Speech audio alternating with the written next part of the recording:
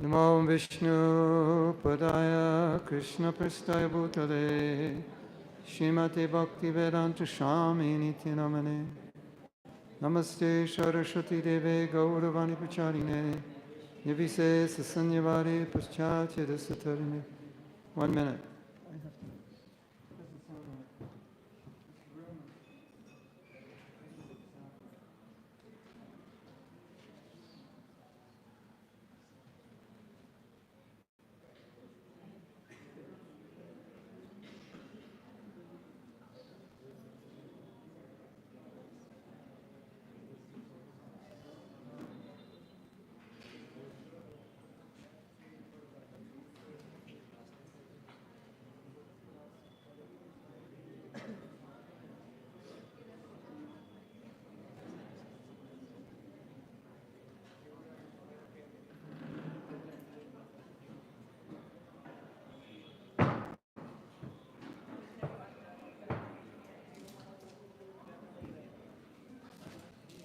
Krishna Govinda Hari Murari He Natanarayana Bhaja Vasudeva. So I'm going to read what's on the chart here. And then after this, we're going to say our first affirmation. What is it? Abhipushta? Is that a Hindi word? Abhipushta? Abhipushto? Pushtini? It's means affirmation in Hindi. I forgot the word. No? Nobody's heard it? Abhipushti. Something like that. Anyway. This slide is entitled, Our Material Condition Affects Our Spiritual Condition. A lack of self-care on the physical, emotional, and social level will negatively impact our spiritual lives because material problems and instability directly affect our spiritual stability. Premature transcendence, attempting to transcend or deny our human needs prematurely, will disrupt our progress on the path of bhakti. So I have a little mantra here. I am realistic about my needs and take care of them. So I just wanted to mention something which I think is more or less obvious, but it takes explanation.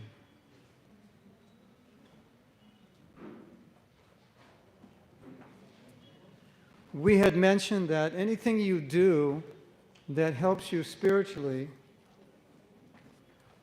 is considered surrender. So you try to avoid anything which is not good for your spiritual life, and you try to do whatever is good for your spiritual life. So then you might think, well, I'm only worried about my spiritual life. I don't have to, it's got no relation to my material life.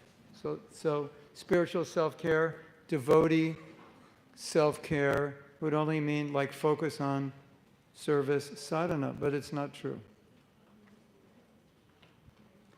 So those who are married know that if they have problems in the marriage, it impacts in a negative way their Krishna consciousness. If you're not married, then something similar would be you're having some problem with another devotee, some conflict. And it could be about anything, but that conflict is having a negative impact on you. Sometimes it disturbs your japa, or just disturbs your life. And so some of you may have financial problems, and during japa, instead of praying to Krishna, please engage me in your service, you're praying like, I need a better job, I need money. Or obviously physically, if we have physical challenges, or emotional challenges, they can negatively impact, right? So if I do something to improve my relationships, improve my finances, maybe I have a job and I have to drive 2 hours to work and 2 hours back. So it's eating into my sadhana. I don't have enough time for sadhana. And therefore, self-care would be to try to find a job closer to home, right? Or a job where I don't have to work as many hours, right? So someone might think there's no connection, but when you start thinking about it, there's so much connection because everything is intertwined, right? So if I'm doing spiritual self-care, that might require that I change my job or move to another city or another house or whatever it is. So I think that's important. So are you ready for the first affirmation? Okay, I'm going to read it once, and then after I read it, we can read it together. Self-care is foundational to my spiritual advancement and empowers me to do my best and to be the best version of myself. So let's say together. Self-care is foundational to my spiritual advancement and empowers me to do my best and to be the best version of... Okay, give yourself a big hug. I love myself so much. That sounds so stupid, doesn't it? But if you don't love yourself, you could easily end up hating yourself. So better, sometimes people say, I had a teacher, he wasn't a devotee, but he taught me actually how to do seminars. And he would do affirmations, and he said, it sounds stupid, but it works. And he was doing affirmations to get rich. He said, I'd rather look stupid and be rich than not look stupid and be poor. So sometimes it looks stupid, but if it works, just do it. Okay. All right. So I'm going to go through these quickly. Let me just say, okay. When I began thinking about self-care, I think a lot of devotees were thinking that I would teach certain external activities of self-care, like balancing your life, rising early, setting aside time for sadhana. I mean, these are all good things, and it would be focused on external things you could do once you're self-caring. And so in creating the course, the most obvious thing to me was that I cannot help anyone be self-caring unless I work on the internal self-care. And to work on the internal self-care, what I mean is, if I suggest to you something would be good for you to do, but internally you don't care, then you're not going to do it, right? Even though you know what to do. So, in my personal life, I was dealing with an issue or a question that was coming to my mind. And we talked about it this morning.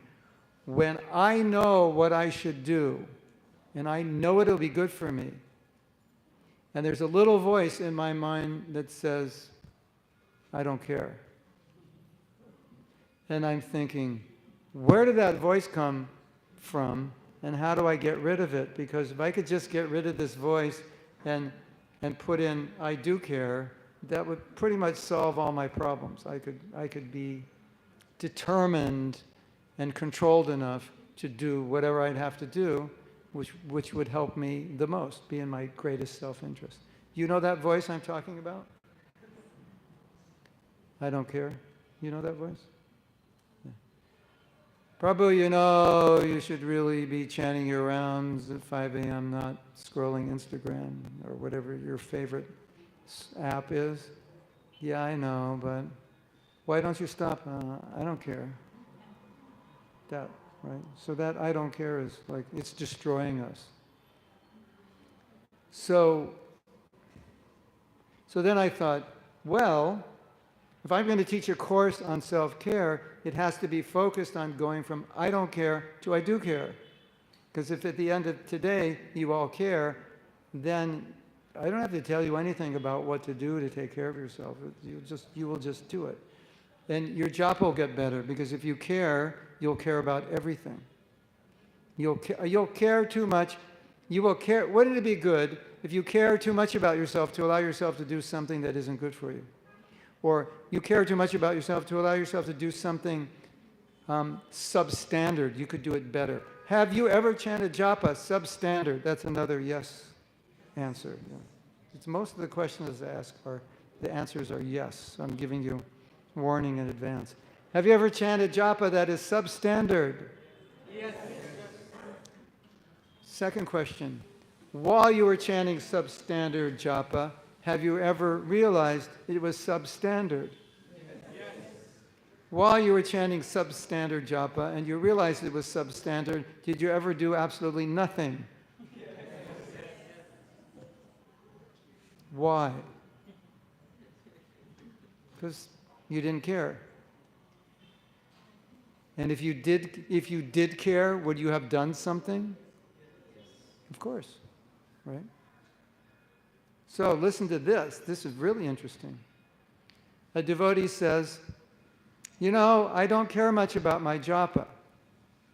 You ever feel that way?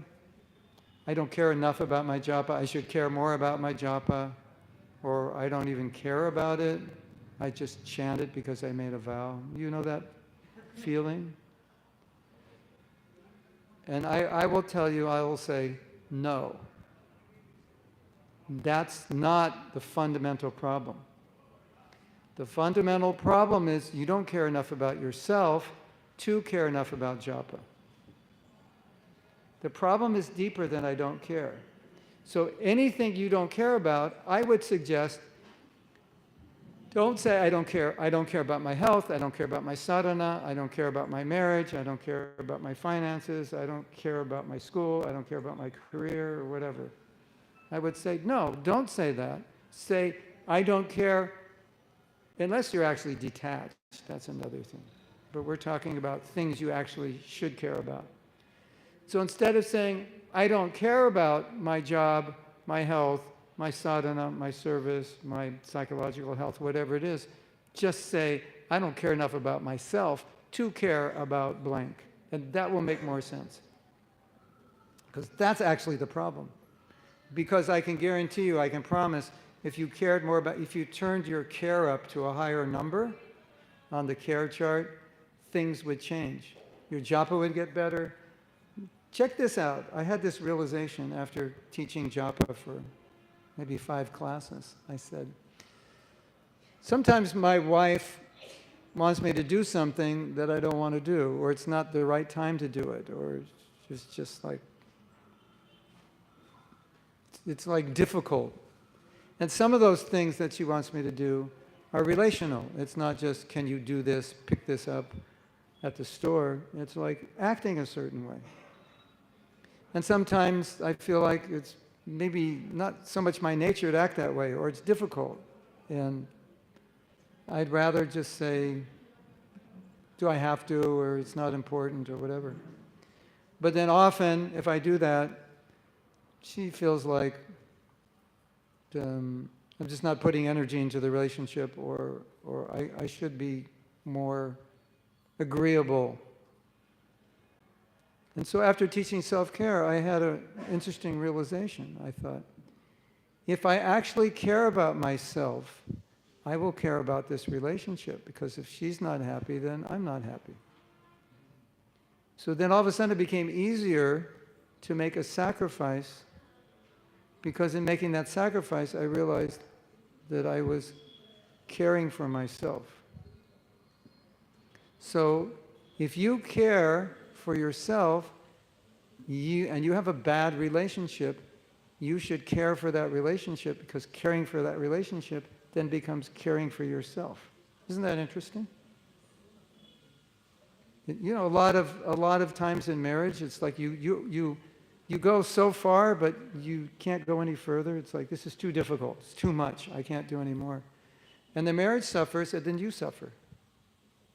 Or if you're not married, a relationship, your bad relationship, you suffer. And you don't, you know, that person offended me, and I'm not going to, I just want them to apologize. And then they won't apologize because they didn't think they did anything wrong. And you just keep a bad relationship with that. It hurts you. So if you care about yourself, you would fix that relationship. Because once you fix the relationship, you'll be better off. Isn't that interesting? Wow. So I could say to someone who has a bad marriage, I could say, you don't care enough about yourself to have a good marriage, right? I teach a course on forgiveness. We did the course here, right? Years ago, we did a course. I wasn't teaching self-care, so I want to add this to the course. If I care more about myself, I will forgive. Why? Because if I don't, who suffers? I suffer, right? You remember what Suniti told Dhruva? When Dhruva was so angry at his father, because his father was controlled by Suruchi. And Suruchi, you could say, was envious of Dhruva because it wasn't her son. And she only wanted her son to be the favorite of the king, because the king, she was his favorite wife. And so, as you know the story, Uttama was Dhruva's brother, and Uttama was on the lap of Maharaj Uttanapada. And Suruchi was there, like, don't get on his... She was actually saying, if you read the Bhagavatam, she was telling him, you don't deserve to get on his lap. And he goes on his lap, and the father is controlled by it. And he pushes him off. And Dhruva's a Kshatriya, little Kshatriya boy, and he's angry. Super angry.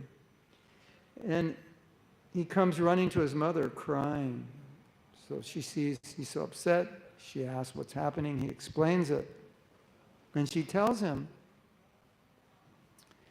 if you are angry at another person, this anger will only hurt you. Right? So now my question to you is, do you think a self-caring person would hold on to anger? Do you think a self-caring person would hold on to revenge, resentment? No, because a self-caring person would realize immediately, this is toxic to me. This is damaging me. And so in the name of I need to be right or prove a point, I'm going to destroy myself. And once I developed the attitude of self-care, I wouldn't do that anymore, because it's actually stupid. Does that make sense? A lot of devotees ask me, they say, if somebody mistreats you, what do you do? And my answer is, generally, forget about it. I say, why would I want to think about it? Someone said that to you, it was nasty. Yeah, it was. It was nasty, inappropriate, unkind. Aren't you upset? Yeah, for a minute, but why would I want to be upset for more than a minute? Like, what's the point? So I can cause myself suffering? Do you remember the statement Srila Bhaktisiddhanta said? He said, nobody can harm you unless you harm yourself. What does that mean? That means you can harm me, but I don't have to allow myself to be harmed by what you did. It sounds, well, it sounds strange sometimes. You mistreat me and I don't have to be upset? You don't have to be. Isn't that amazing? Like, why? You want to be upset? And you'll say, no, I don't want to, but I am. I have to be. Well, with more self-care, you would think, this is not useful for anything. It's harmful. Therefore, let's just not think about this anymore. It's like, it just happened. It's unfortunate. Just let it go. It's not easy, is it? But when you develop self-care to a certain threshold, it'll be easy. Because at a certain threshold of self-care, you will find it impossible to do things which are harmful for yourself. And you can all say, wow, that's amazing. Wouldn't that be amazing? That you came to a point in your life where you could not do anything that's harmful for you because you care too much about your well-being. That would be fantastic, right? So we can't teach self-care unless we internalize it, because it won't work. I'll tell you, just forgive, let go, and you'll go, I can't. But you're damaging yourself. Yeah, I know, but I can't. But when you have self-care, I don't have to tell you you're damaging yourself, because you will not allow yourself to be damaged by that. So, no one can harm you unless you allow them to. Interesting, right? So, I like to allow people to harm me. I get upset when people are unkind. Okay, that's my choice, but I suffer. Do you care enough about yourself to prevent yourself from suffering? That's the question. What do you think? You believe me, or you think this is unbelievable? I can't believe this can happen. Well, maybe it seems difficult, but I will say that if you turn your self-care up strongly enough, if that voice of I don't care is weak and the voice of I do care is strong, you can do this. You can. Okay, now this might surprise some of you, but there are various methods of becoming free from addictions. We're talking like alcohol, drugs, or other gambling, deep addictions. There are different procedures, processes, and one of them is increasing self-love. Because an addiction means you give up everything in your life for one thing. Everything good in your life, you give it up for that addiction. And that addiction is destroying you. So doesn't it make sense that self-love would counteract an addiction? Isn't that interesting? They have a saying, addiction means you give up everything for one thing, and freedom from addiction means you give up one thing for everything. And addiction means you cannot stop doing something that's destroying you. So doing something that's self-destructive is obviously the opposite of self-care. That's why self-care, self-love, self-compassion can even cure an addiction. What to speak of a little thing, like you're eating too many sweets or you want to get up a half hour earlier. Addictions are almost impossible. So that's the power of self-care. If you care enough about yourself, you can switch so many things in your life. Oh, Prabhu, my rounds are bad. You ever said that before? Yeah. Only 3 people have bad rounds. Wow, you have an amazing temple here. This temple should get an award. It must have been that japa workshop I did 10 years ago. Yeah. It's so powerful. It's still working, right?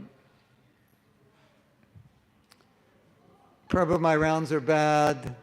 I don't know what to do. Well, how long have they been bad for? As long as I can remember.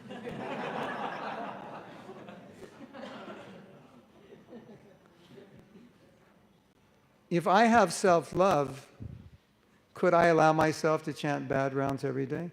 I could not do that to myself. Isn't that amazing? Like, I'm too self-caring to allow myself to do something to myself that's not going to be good and healthy for me. And after teaching japa for almost 20 years, I can't think of anything worse a devotee can do next to maybe offending a Vaishnava, but anything more paradoxical than chanting bad japa. It is like the epitome of the worst thing we can do. We reject Krishna. Krishna says, okay, you reject me, I reject you. But I'll come and speak Bhagavad Gita. You didn't even like Bhagavad Gita. Okay, forget it. But I still haven't given up on you. I'll come as Mahaprabhu, right? And as Prabhupada said, Krishna says surrender, then I'll give you the goods. Mahaprabhu says you don't even have to surrender. I'll just give you the goods, right? And so now, second verse of Shishastakam, you've made yourself approachable, easily approachable, right? What does Shastra say? Unless you're qualified, you cannot approach Krishna. Unless you're second initiated, you can't go on the altar. Unless you're pure, you can't approach him. And Krishna says, okay, forget all that stuff. You've offended me. You've turned your back on me. Still, I am unapproachable, but I will allow you to approach me in my holy name. And then what do? Snick, snick, rom, rom. We offend Krishna, he forgives us, here's my holy name, and then we offend the holy name. Like, what could be worse than that? It's the ultimate paradox, isn't it? Okay, I'll save you. You have no qualification to associate with me. I will save you. I give you my holy name. And then you offend my holy name. Hare Krishna. I was just doing a japa workshop a couple of weeks ago. And we were talking about, questions come up and then they create certain discussions. And, naturally in any kind of japa workshop, there's always the discussion about my mind wanders when I chant, right? So we were talking about it and I was thinking about this and I was thinking, so we're personalists until we start chanting japa. And then we become impersonalists when we begin japa. Isn't it? Think about it, right? Krishna's a person until like Hare Krishna, Hare Krishna, Krishna. Krishna's everywhere. Krishna's on the altar and he's everywhere except one place, my mind and my heart and my ears, right? It's like I've become an impersonalist. The Hare Krishnas, we're famous as being impersonalists, yeah, and then we chant impersonal japa, right? So when you look at this paradox of how we're given the holy name and it's the thing that can save us, and then we don't chant it well. Oh Prabhu, my rounds are bad. I should write a book called Oh Prabhu, my rounds are bad. Subtitle: haven't chanted good rounds in the last 3 yugas. Self-care. You have more self-care. You can't do that. You bring your self-care up high enough, you cannot allow yourself to do things which are bad for you. You can't do it. So you can't allow bad japa, you can't allow other people to hurt you. Even if they hurt you, you're just like, I'm not going to do this because this is going to hurt me. I can't be envious, I can't be resentful. It's all going to be harmful. I don't do it anymore. That's the power of self-care. Self-care. Isn't that amazing?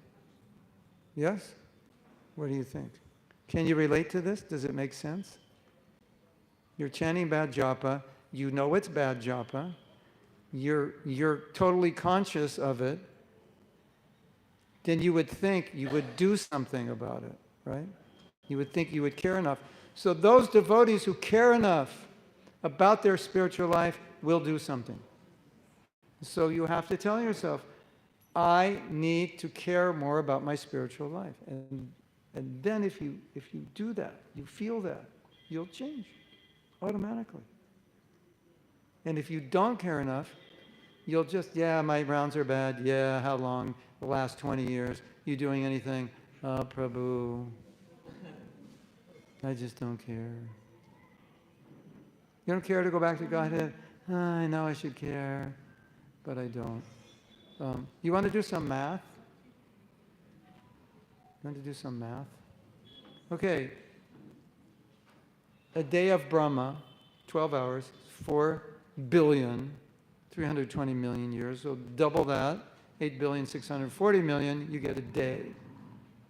That's a long time, right? 8 billion years. So Mahaprabhu comes once in a day of Brahma. And you know what Prabhupada said?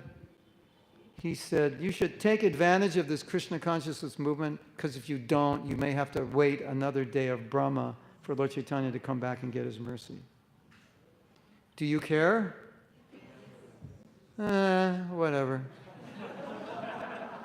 As long as I get Bakors and Kheer, I'm good. So that is, we are fighting in Kali Yuga. Prabhupada said, no sattva, practically no rajas, only tamas. That's tamas. That's classic tamasic thinking. Yeah, I know, but I don't care. That's tamagun working on us. Yes? Have you been there, done that? You understand it? So, I'm going to go back to make this point again.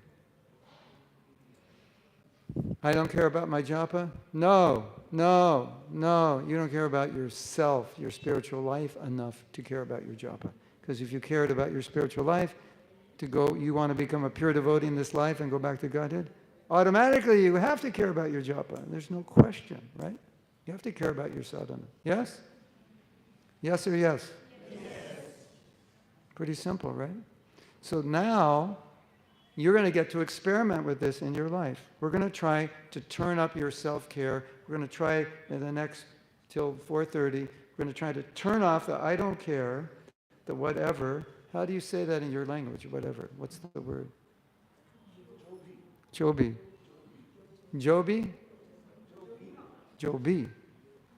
We're going to try to turn off the Jobi and turn on the I care.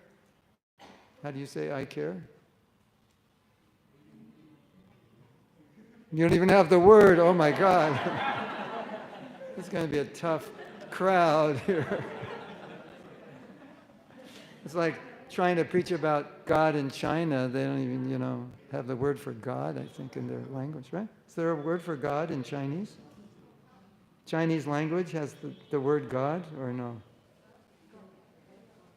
In China, you're trying to preach about God in Chinese. They don't even have the word. Yeah. Anyway. So I want to. Yeah. So here is the chart. Here is the chart, and I want you to look at this chart, and I want you to see where do you think you're at on the scale. And if you care about yourself sometimes and sometimes you don't, then you can just say, I'm at 10. And if you've given up the not caring, you're at 12 or higher. And this is just for you. You don't have to tell anybody. Number 12 is where self-care is unadulterated by any kind of negativity, self-negativity. And so I put a light on number 12 because I think that's minimal. We need to be at 12 to make some significant changes in our life.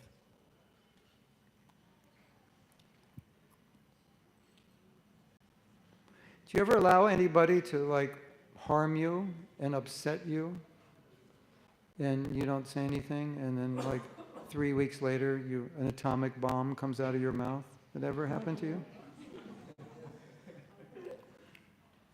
That means you're at 7. You're at 7, but you're trying to be artificially tolerant. But you're not being artificially tolerant, you're not being self-caring. Someone's abusing you and you don't say anything. Okay, if you're Takahari das, yeah. We'll wait till your Takahari das. But until your Takahari das, and it's fine if you want to tolerate something if it's not disturbing you and not creating anger within you and so forth. But when you tolerate something and it's bothering you and you can't tolerate it and it's creating this very rajasic, tamasic reaction, that means you're not looking out for yourself, because then you would approach the person and say, this behavior is not acceptable, it's harming me. That's self-care. Does that make sense? Or that is it can be done with Vaishnava etiquette, it can be done politely, but it can be done. If it is going to, have you ever seen a devotee tolerate so much that they leave ISKCON? Have you ever seen that? Yeah. So self-care would be, he would talk to the person who's abusing them and saying, this is not helping me, and maybe you think it's helping me, but it's not. And therefore he would protect himself from being abused, and he would still be a devotee, right?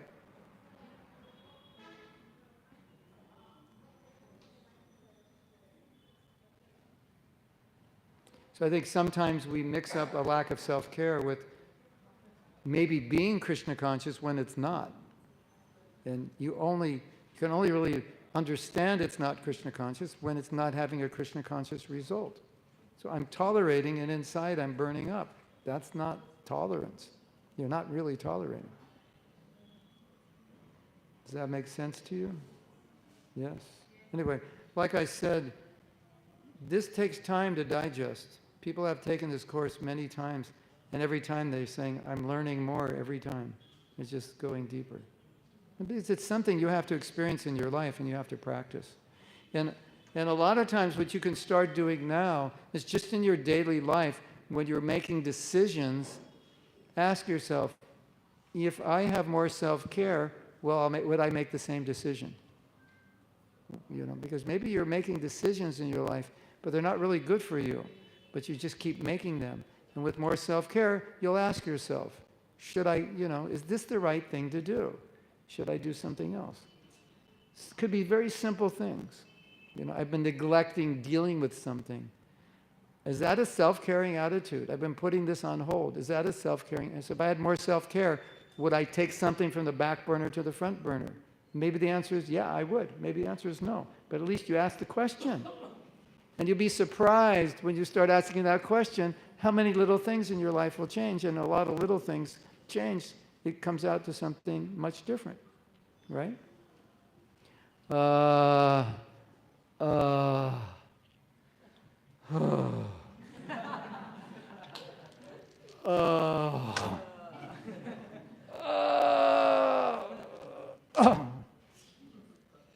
I'll chant later.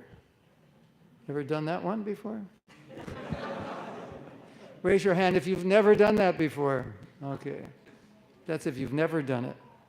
Yeah. We've all done it, okay? I'll chant later. Yeah, later never comes. My new book. I'll chant later, subtitled, Later Never Comes. I need to live like 400 years to write all these books. Anyway, so you're like, I don't want to do it. And then you ask yourself, if I had more self-care, what would I do? And you just get up and start chanting. You said, that's what I would do. So it can be that simple. Just ask that question, what would I do? Your husband or wife says something to you and Lord Shiva is incarnating in your mind right now and you're about to destroy someone or something or destroy anyone who walks in front of you. And you think, if I have more self-care. You know what Prabhupada said about that? Do you know what he said? No, similar. Devotee says, Prabhupada, I'm too weak to follow the principles. And Prabhupada says, why are you giving in to weakness? When you think, as long as you say, I'm too weak, then, Krishna goes, okay. All right, no problem. I'm too weak to follow the principles. Okay, no problem. As long as you're too weak, no problem. Why are you giving in to weakness? That was Prabhupada's response. So have you ever said that? I'm too weak to blank. And you think, well, I said it, therefore I'm okay, everything's good. It's just a reality, I'm too weak, and, just the way it's going to be. Why would you do that if you actually care about yourself? You wouldn't. When you realize I'm weak, you would say, oh, I'm weak, too weak to do this, I have to do something. That's self-care says, I have to do something. Lack of self-care says, whatever, it's just the way I am. I can't do anything. Does that make sense? Self-care says, okay, we have a problem. Let's look at it and do something. Lack of self-care says, it's just the way I am and I can't change. Which is another way of saying, I am completely in the mode of ignorance. And I like it down there, because I don't have to do anything. You know the example, the devotees did a play. They had the 3 modes of nature, and they acted out each mode. And the mode of ignorance, the devotees were drunk and intoxicated, and they're like, hey, you want to go do this? And they're like, yeah, but it's too much trouble. That's the mode of, yeah, whatever, let's just stay here. That's the mode of ignorance.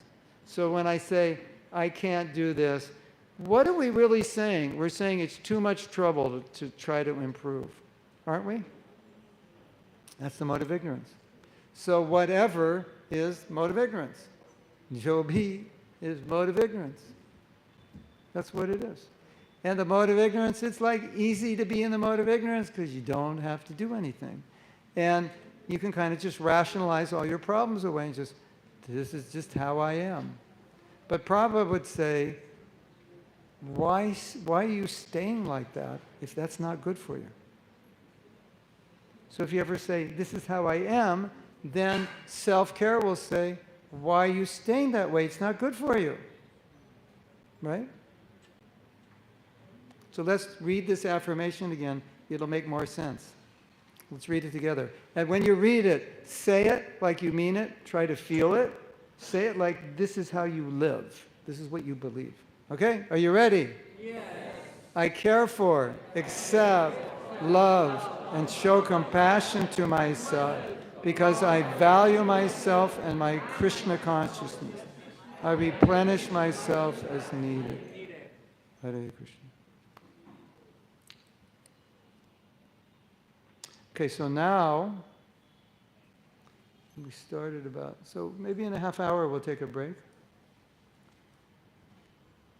Some of you may be thinking, this all sounds good, Prabhuji, but where in the Shastra? This sounds good, Prabhuji, but it's not in Prabhupada's books. You made this all up. All right. To prove myself innocent, we are on section 3. What did Prabhupada say? Are you ready? Yes. So we're going to read these quotes. First of all, save yourself, then try to save others. Or both things can go on simultaneously. The same example, if you want to save somebody who's drowning, you must know that I may not be washed away. I have to remain strong, then I can save him. Srila Prabhupada Conversation, February 14th, 1977, Mayapur. Okay, like the example we gave. How are you going to save anybody if you can't save yourself? Now, I have a little, maybe it's a realization I want to share with you. I believe that sometimes we try to save others more than ourselves because it's easier. Because if I tell you to chant good japa, I don't have to. And it's way easier to tell you to chant good japa than to actually do it, right? So I would be suspicious of anyone who tells me to do anything that they don't do, because then their preaching is just like, it's almost like they're deceiving themselves, thinking like I can tell others to do something and I'm off the hook because I told them to do it, right? So last night I was telling devotees that if you were Prabhupada's disciple in India in 1965, he sent you to America and he said, I'm too old, I can't go. But he gave you the printout of, so Prabhupada was 12, I figure 30, let's say 3,000 lectures Prabhupada gave, at least 3,000. So Prabhupada recorded all those lectures, transcribed them, and gave them to you and said, here are 3,600 lectures, this will get you through the next 10 years. I want you to go spread Krishna consciousness. So all you're doing is memorizing Prabhupada's lectures and giving them. And my question was, would you have been as successful as Prabhupada? To which everyone answers, no.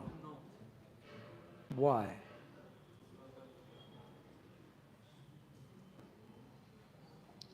Because our own purity affects other people, right?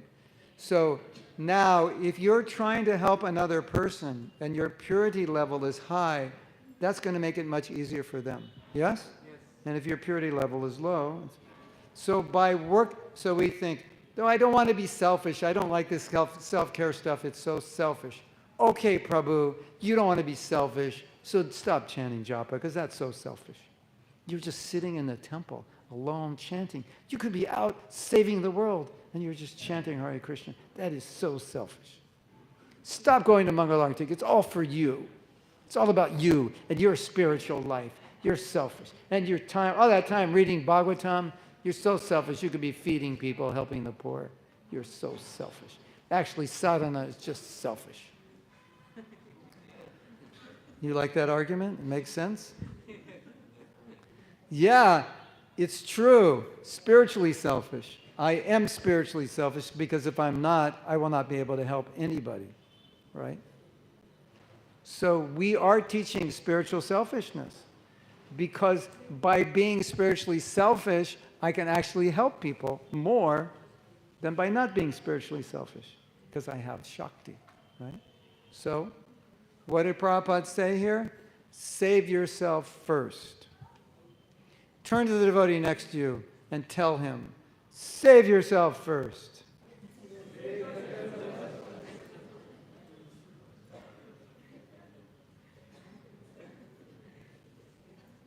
Does it make sense? Yeah. I have a mission. I have a mission in life. My mission is to speak the most profound truth I can discover in the simplest possible way that even kids could understand. Because I find the most profound truths are super simple. And in fact, they're so simple, we overlook them.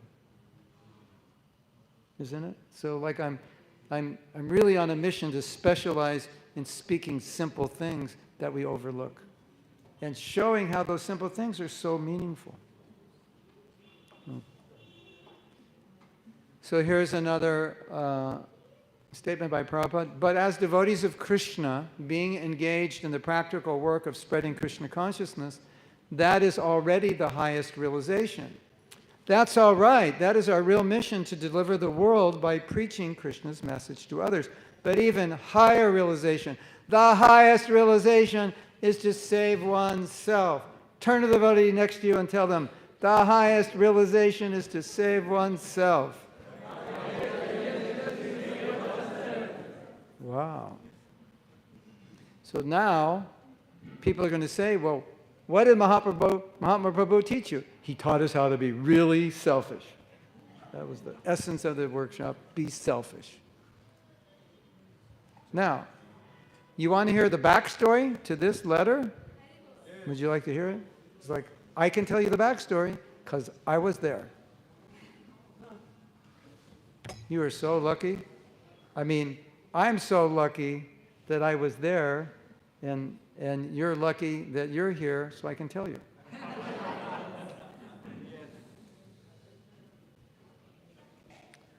So this devotee, he was engaged in massively spreading Krishna consciousness, especially through book distribution. And he worked so hard, and he was so intelligent. And Prabhupada depended on him so much. But he had a tendency to neglect his sadhana. And his mood was, we should save the fallen conditioned souls. And that's the highest thing. And we should sacrifice everything to save the fallen conditioned souls. Have you ever heard a lecture like that? We should sacrifice our lives to spread Krishna consciousness. So that, everybody starts sleeping 4 hours, eating 1 chapati a day, And 3 weeks later, you're all in the hospital, So, this devotee was really good at neglecting himself. And Prabhupada is writing this letter to him. There's no accident. He's writing this letter to him. Isn't that interesting? Hare Krishna. This is our self-care shloka from Bhagavad Gita, Yukta Hara Viharasya, Yukta Chetasya Karmashu, Yukta Swapanabodasya, Yoga Bhavati Dukkha. So Krishna's suggesting here, balance your life. That's self-care. I mean, every verse in Bhagavad Gita will help you, but this is, if you want a self-care verse, this is a self-care verse. Okay, I'm going to skip a few things. And so here's our affirmation. I save myself first. Let's repeat. I save myself. Turn to the devotee next to you and tell them with enthusiasm, I save myself first. And if you don't have a devotee next to you, find one and move over so you can tell them whenever we ask you to tell them something. You can tell the devotee instead of the space, the sky. Yeah. Okay.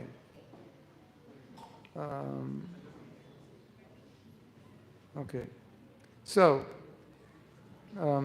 have you ever heard this word self-envy used by Prabhupada before? Any of you? Self-envy, like Krishna says he's envious of himself.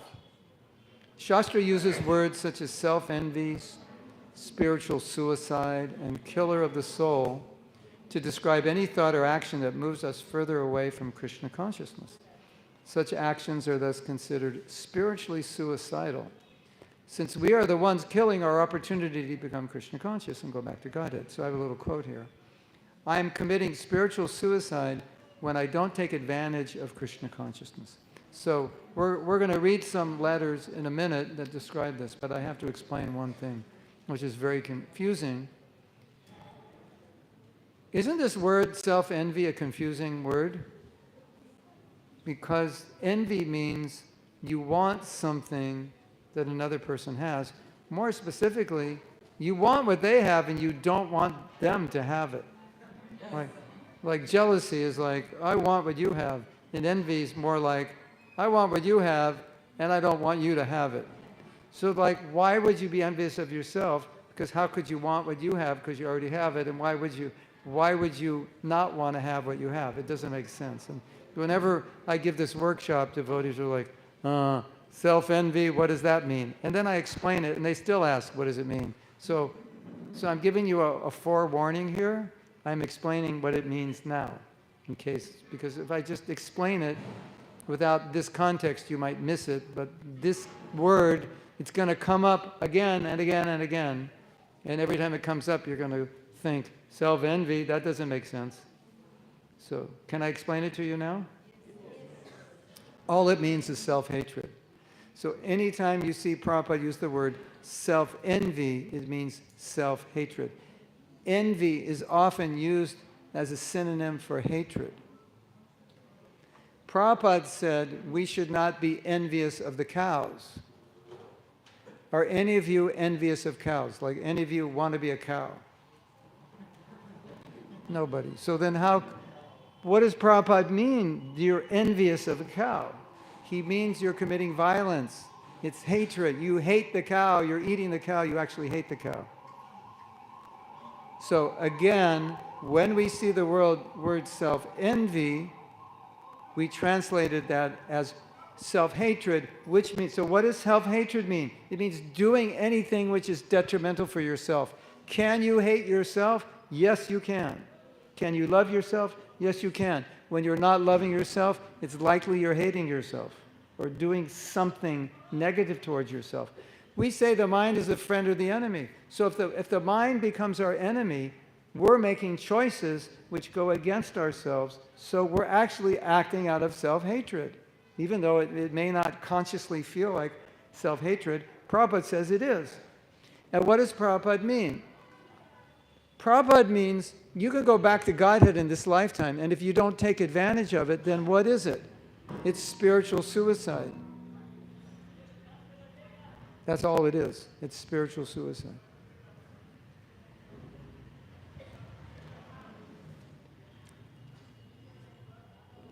Prabhupada said, if you come to Krishna consciousness and you don't take advantage of it,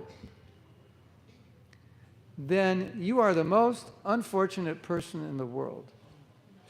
More unfortunate than those who don't know about it.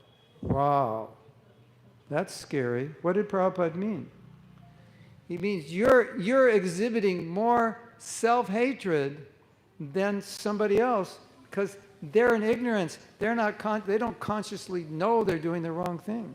You do the wrong thing, you're consciously knowing you're doing the wrong thing. That is violence to yourself. Hare Krishna. What do you think? Okay. I'm going to skip a few. Yeah, so here. This is a nice one. Explains what I just explained. So you voluntarily accept this cycle of birth. Don't accept Krishna. Then who can help you? If you have decided to cut your own throat, how can I help you? You'll do it. Whenever you'll get an opportunity, you'll cut your throat. How much I can give you protection. I just realized this man is hanging himself. He's not cutting his throat. I have to get a new picture. But spiritual suicide, same idea, right? So here's a little mantra on the bottom. Even my guru cannot help me if I am determined to avoid Krishna consciousness myself. Okay. So, let's see if there's anything else I want to say. Prabhupada is asked, what is the devotee's greatest enemy? And his answer, he himself, because he's a rascal. He's his greatest enemy. So just out of this Get out of this rascaldom and you become your friend. Nobody's enemy. You are yourself your enemy. So, a little mantra, I can either be my greatest friend or worst enemy. So turn to the devotee next to you and get very heavy with them and tell them, you are your greatest enemy.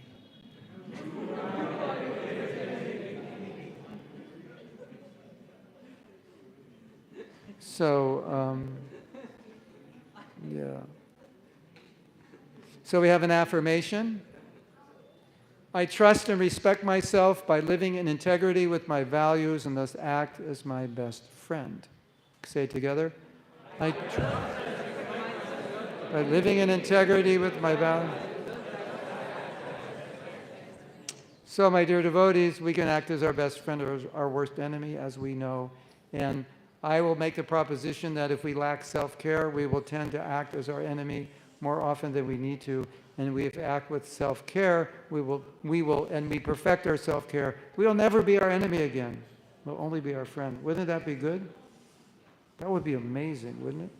Okay, we have an exercise for you. Can you get a partner and answer these questions with your partner? Just a few questions to answer. Some examples of how you're envious of yourself and how you're out of integrity and how you could be more self-loving, okay? So find a partner. Partner means two people. And tell your partner your answers to these questions, okay? And your partner may be sitting next to you or sitting in the back of the room. You can choose. But everyone should have a partner. And in order to do this exercise, one thing is required. We have to be awake. So on the count of 3, everyone wake up. Ek, do, tin, jiv, jago. Okay, so find your partner. All you have to do is answer these questions.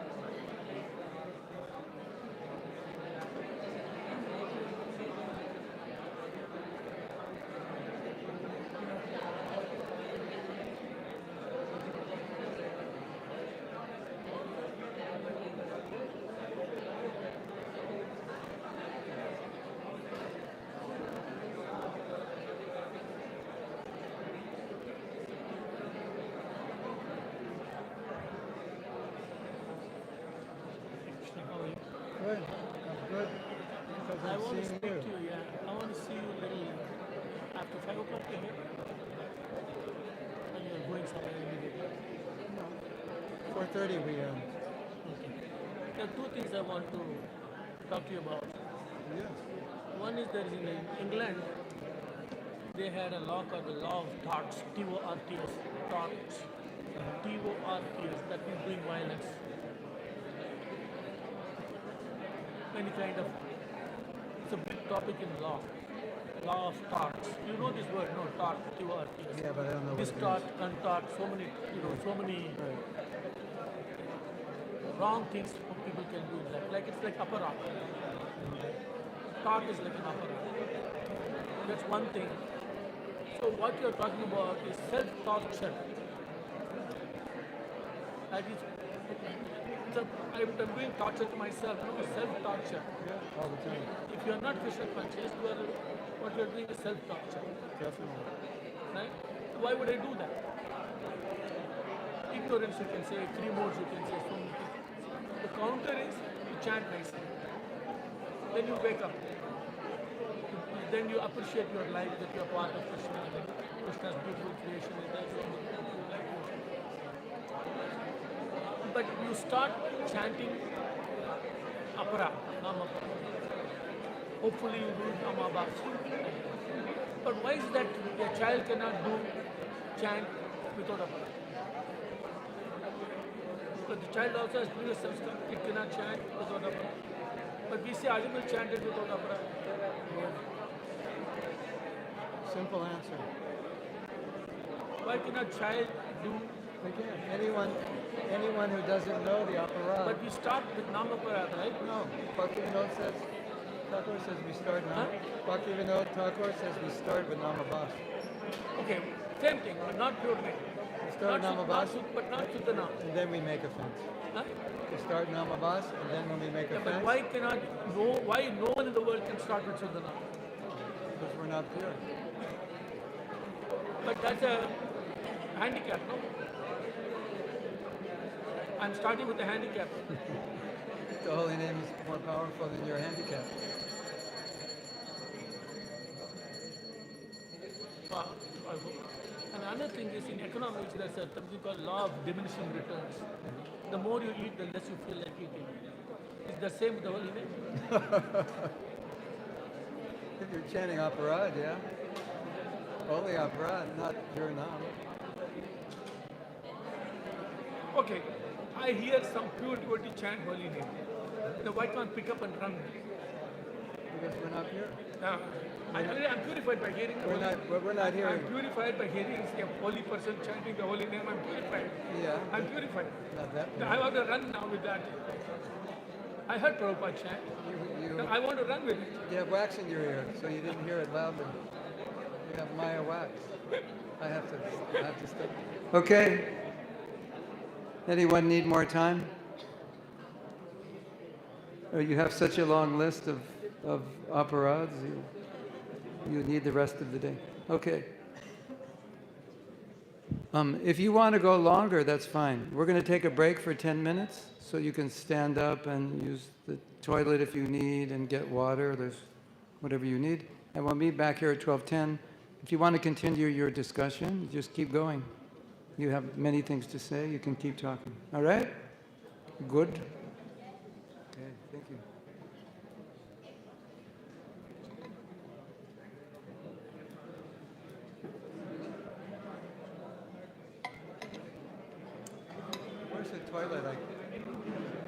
Where's the toilet I can use? Go out this way, sir? Is there one? That way or this way?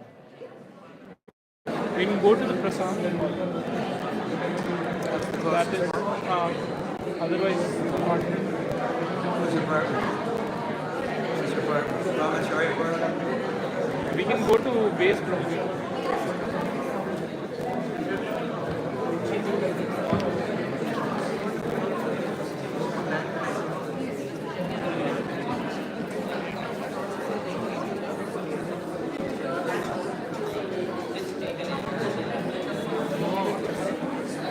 Udah,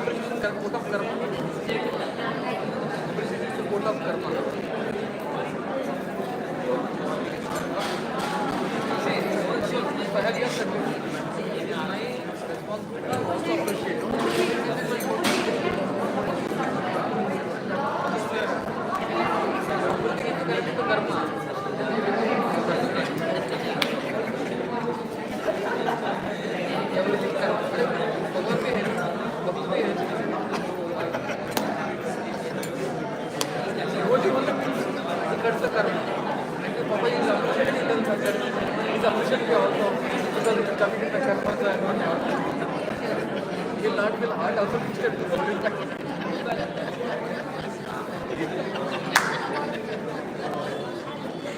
I thought I will glorify. Write and notice books and words. Still in the paper is put out because it has to come for my karma. I will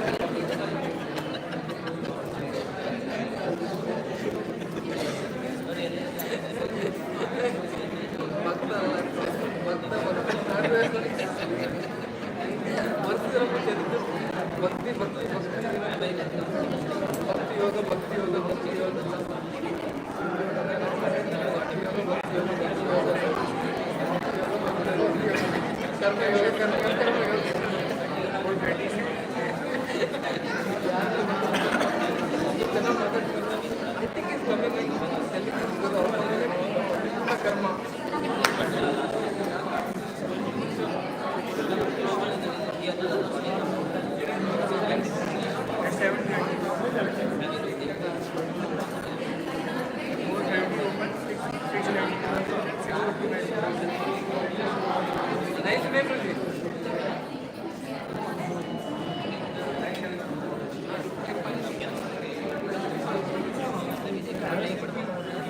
We are more into healthcare only.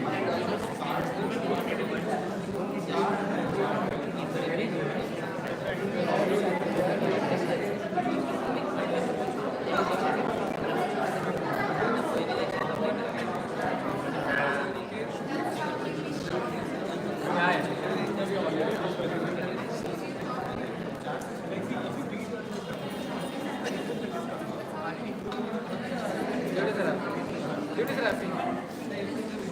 But some internal struggle. But the average should become anyway. People want to be a mechanic. People want to come and express what is the result. That can come. That can happen again. Also falsely appreciating. They become false humility, false. That may cover up.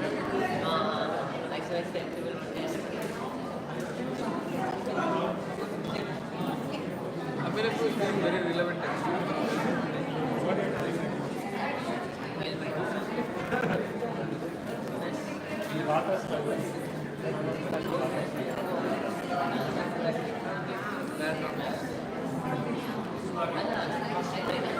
Sometimes you chant good wrong, but because Supreme Court was chanting bad wrong, and I have not decided.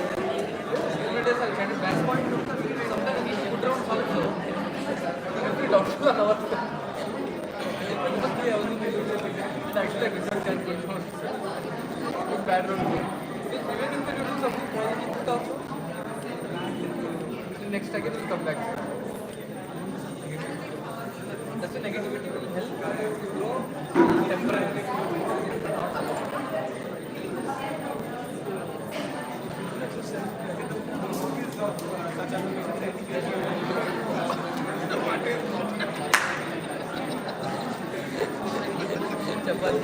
Chapati loudly. I think the seminar is good for all those who are sacrificing a lot of things for us. It is required for self-care. A lot. Now you learn it is required for self-care.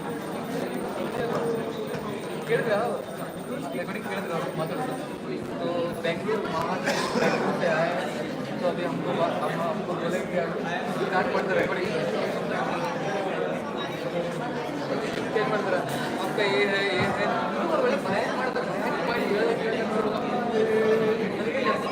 ಎಲ್ಲರೂ record record all the devotees go. I am feeling irritating same for everything. And devotees catch what is common and they I think those of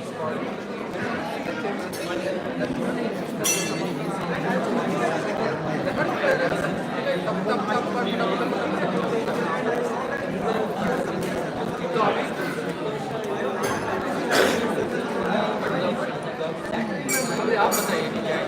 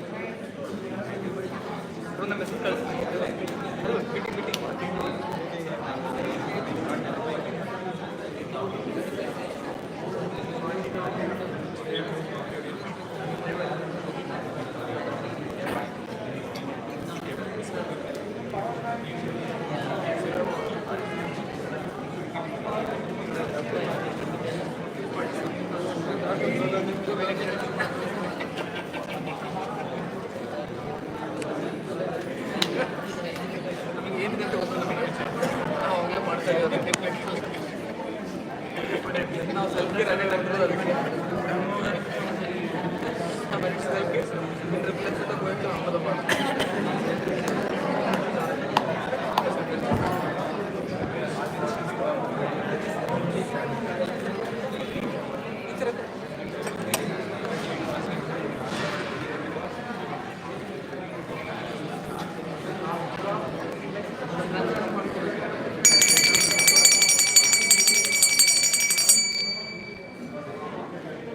Class is starting.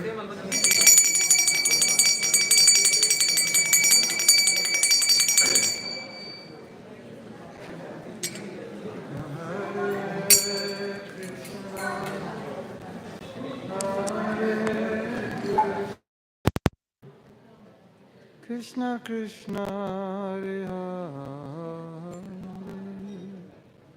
Hare Rama Hare Rama Rama Rama Hare Hare Hare Krishna Hare Krishna Krishna Krishna Hare Hare Hare Rama Hare Rama Rama Rama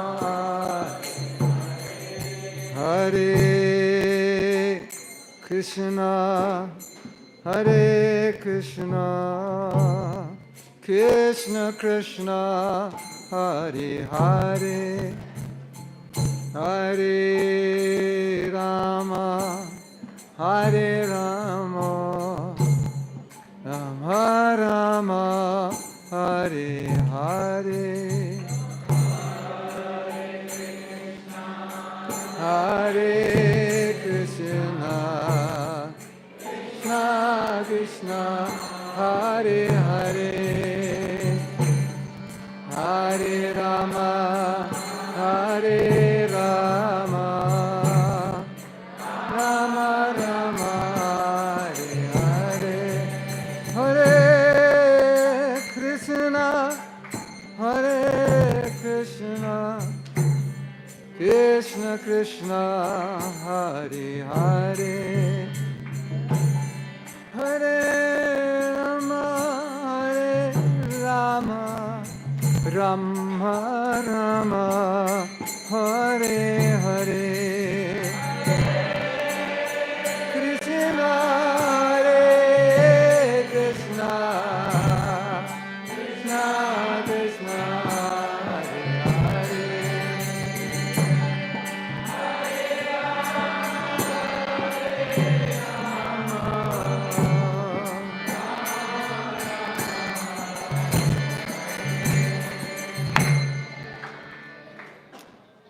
So now what we're going to do is we're going to ask you, if any of you would like to share any of your realizations from doing this last exercise, and or we'll take any questions related to anything we've discussed so far. So just raise your hand and the microphone will come. We'd like to hear from you. don't be embarrassed to reveal how you're an enemy to yourself, because we're all enemies to ourselves. And what one of you reveals is probably going to reveal what we all feel. But I'd like to have some discussion about this. I think it would be healthy. So who would like to be the first brave one to share? Yes? I have a question. Okay. Maybe somebody knows the answer, or you can explain more about it. Now, when every time the mind is speaking, we hear those two voices. So I want to understand who is speaking, whether the mind is speaking, or is it the Paramatma is speaking? Who is speaking? Whether the soul is speaking? How do we decide? It's usually, we could say Paramatma is speaking if it's Krishna conscious. Or you could say the soul is speaking if it's Krishna conscious, but really it's the conditioned self. When we become our enemy, it's that programming. Because all those samskars we've programmed in were samskars that we programmed in for material activity. So it's just the habits and the beliefs. You know, every thought has as its root a belief. So if you trace all those negative thoughts, what's the belief? I'm enjoyer, I'm the controller, I can be happy. So that's been so deeply programmed. So the thoughts are just byproducts of that. But it's like we're so deeply conditioned that after we become devotees, the mind is still thinking like it used to think. And so sometimes you understand something with your intelligence, but the conditioning, the habit, is to do it a different way. And so we're really, you could speak of it in terms of the modes of nature. It is the effects of the modes of nature in connection with the senses and mind. But I just understand it and see it as subconscious, chitta, and samskaras. And that's why we say, Prabhupada said, don't listen to your mind. I mean, if it's Krishna conscious, of course, you want to listen. But otherwise, what's the point of listening? It's just bringing up old stuff that you programmed in there that has no value for you now. But it doesn't die down easily. It's got a lot of momentum. So the process of Krishna consciousness is, how can I go on steadily in spite of the fact that my mind is trying to misdirect me? And so I can say, okay, one way is to just disengage from the mind, try to ignore it. Another is to advance in Krishna consciousness, hear and chant, purify my intelligence so my intelligence overrides my mind. But even when the intelligence overrides the mind, it doesn't mean that the mind's not bringing up all kinds of crazy things. It just means the intelligence is saying, yeah, this is stupid. I'm not going to do this. So, you know, my own experience is a lot depends on your determination. Because for a devotee who's determined, nothing's going to stop them, no matter how bad it is. And they will look at it's like that verse in the 11th canto, and the devotee is praying, he's saying, you know, I have all these desires, I don't want them, but they're there. It's just like, and he's saying, you know, it's like, I don't even know what I can do about it. Because I'm just following the process, and they come up. But I'm not going to give in to them. You know, so it's a little bit like that's part of the process of sadhana. It's like I'm trying to go somewhere, but I'm going through a jungle where there's all kinds of trouble. And all this trouble was created in past lives. And I somehow have to just tolerate it and just go through it. It's going to be a difficult road. And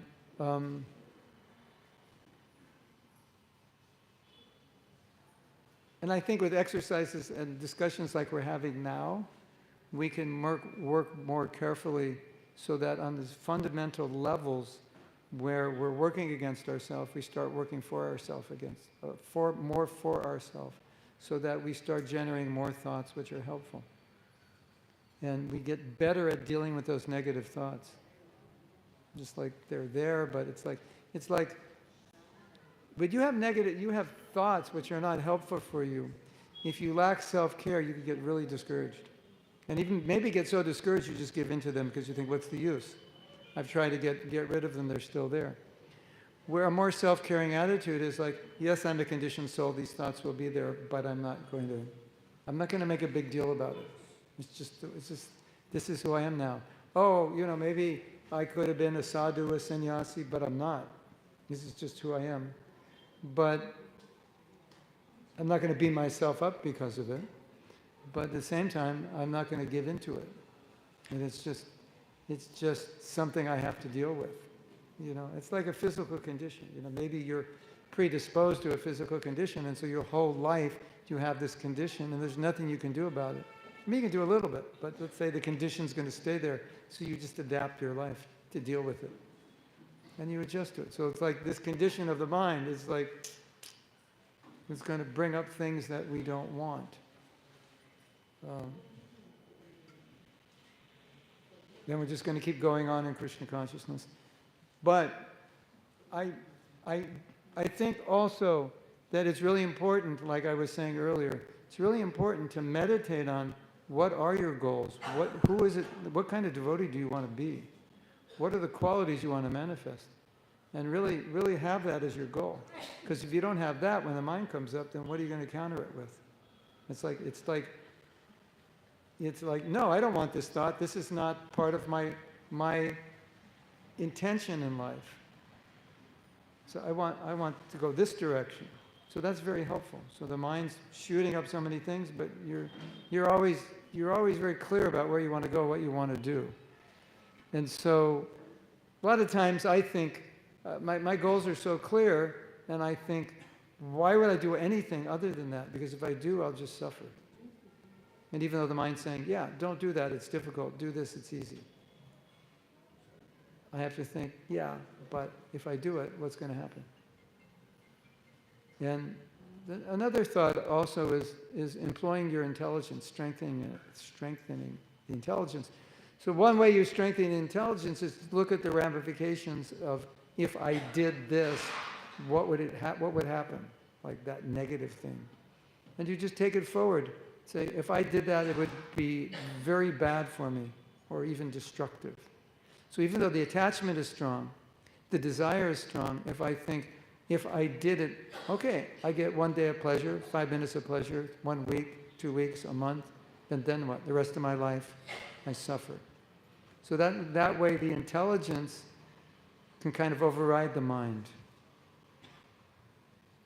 And say, okay, this desire, but there's another thing we have a problem with, is that when the desire is there, it's like we don't make a distinction between the desire and ourself. We think that's who I am. Like whatever you desire becomes your identity. I want this, I need this, I have to have this. But if it's not your identity, if you disassociate with it as your identity, you just say, it's a conditioned desire, and you kind of separate from it. And then it's easier to deal with. You can just like look at it and go, oh yeah, this is an old desire, and look at it.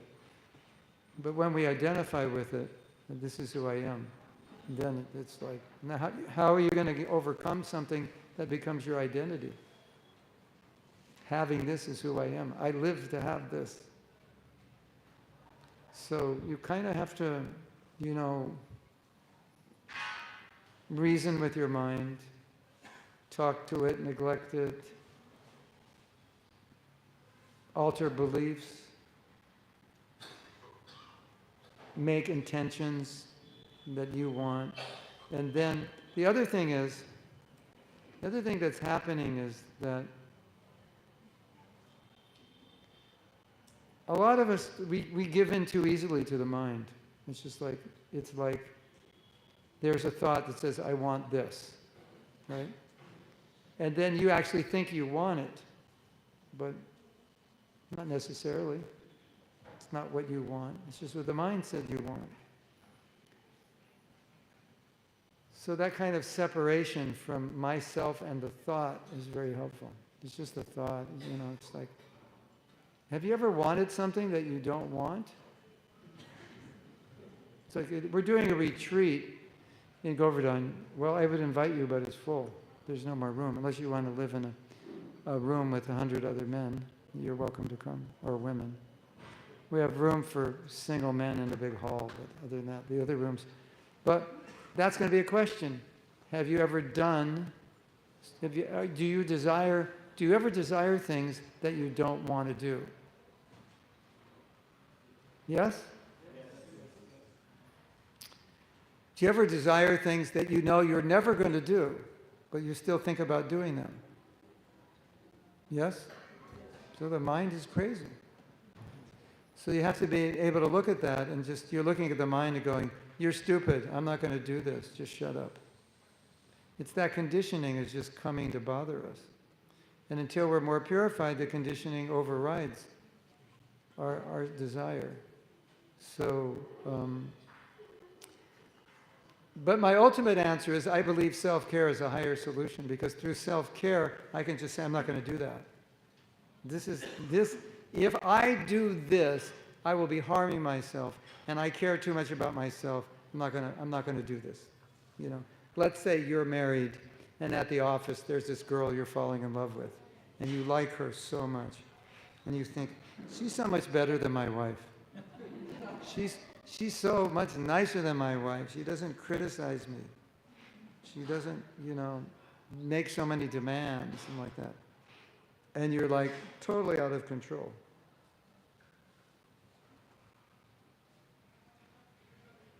If you have self-care, you'll think, I could never do that.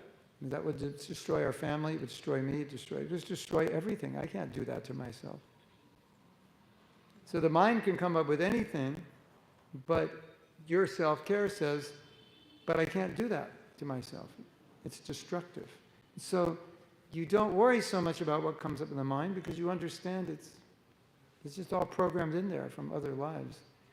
But you worry more about this life and staying true to your values.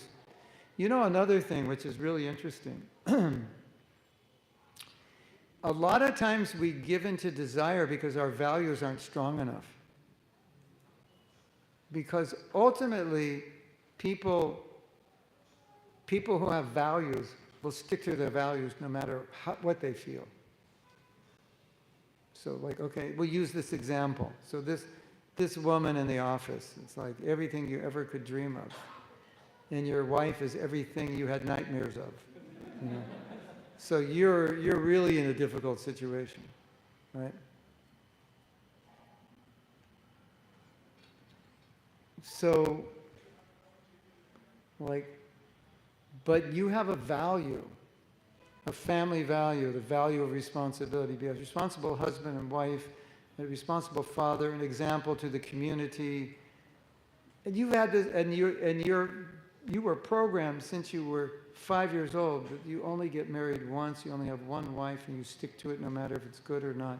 And that value is so deeply ingrained in you that no matter how you feel, nothing's going to happen. It doesn't matter how you feel, because your value overrides your feeling. But if your values are weak, your feeling overrides your value, right? So if you want to override your mind, strengthen your values to the point where there's no question you would ever, there's no question. There's certain things we would never do as devotees. It doesn't matter. If someone had a knife to our throat and said, you do this, and say, no, I won't. It doesn't matter. So if you can strengthen your values, then it doesn't matter what your mind says. It's conditioned self, because you're not going to budge. And I see self-care and connecting to our values as really the same thing. Because the values of what we want to be, and the values are the ways we want to act. And if we don't act that way, we suffer. And so we're working against ourselves. We're becoming an enemy if we don't live our values. So whatever your values are, try to strengthen them. Like, if you can strengthen a value, like good japa as a value, that's a value for me, to chant good japa. It's such a strong value, I find it impossible to chant bad japa. Wouldn't that be good? Yes? Or, rising early, or whatever it is, studying Prabhupada's books. You can see in certain devotees, they're very strict about certain things in their lives. That's because their values are so strong. Nothing can budge them. You can't budge them. There's no situation that moves them from that, because the value is too deep, right? So it's interesting, right? Because we normally think we act based on how we feel, which is generally true. But if your feelings are contradictory to your values, you won't act that way if your values are strong. So then you don't have to worry about your mind. It's just like it's irrelevant. It's like whatever, mind says this, like whatever, I don't do that. You can tell me that the rest of your life. You can go, hey, look at this, go do this, get that. It doesn't matter, I'm not going to do it. And then, after a while, you start to realize, well, I'm not going to do that. My mind says, do something that I know I'll never do. So after a while, if you think, if I'm never going to do it, if it's my value not to do it, why am I thinking about it? And you're just like, this is stupid. Why am I bringing this up? So that's the importance of values. But I want to reiterate again that the greatest we talk about happiness, like how to be happy. It's a big discussion, so many books on it. But I don't know how to be happy if you don't live according to your values. And I don't know how to be unhappy if you live according to your values. So, if you want a happiness hack, that would be my advice. Just as a general hack for happiness, you're living in integrity with your highest values. Jagannath Swami ki jai, Radhe Shyam. Yeah.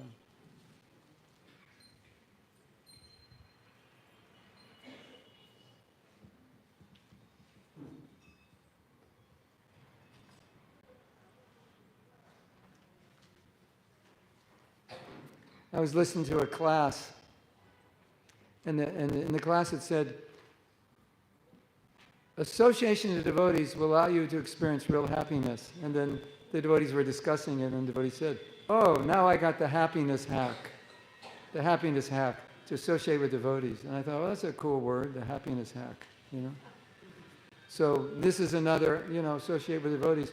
But this is such an important happiness hack, to be living in integrity with what is in your heart. Because if you don't do that, you suffer. And the mind, the mind is the enemy.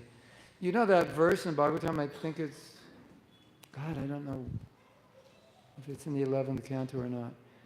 I think it's the Avanti Brahman. And he's saying, some people say misery is caused by this, misery is caused by that, misery this.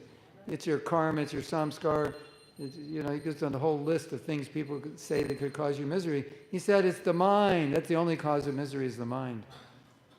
And so if you want to unravel that, then I would say the mind, when it goes against our integrity, is the cause of the greatest misery. And the mind, when it supports our integrity, is the cause of the greatest satisfaction and happiness. Because I don't know how you can be happy and satisfied if you're going against the very things you believe to be most dear to you and most important. And when you become a devotee, you get so many values, right? You learn so many things you didn't grow up with. And so it's hard to ignore them because they're ingrained within us all the time, isn't it? These are our values, and whether you live them or not, they're there, and if you don't live them, you suffer. It could be subconscious, it could be very subtle. And one sign of this suffering is we become materially attached to sense gratification because we're trying to be happy by gratifying our senses, getting ahead materially, whatever, right? So because something is missing and we're trying to replace it.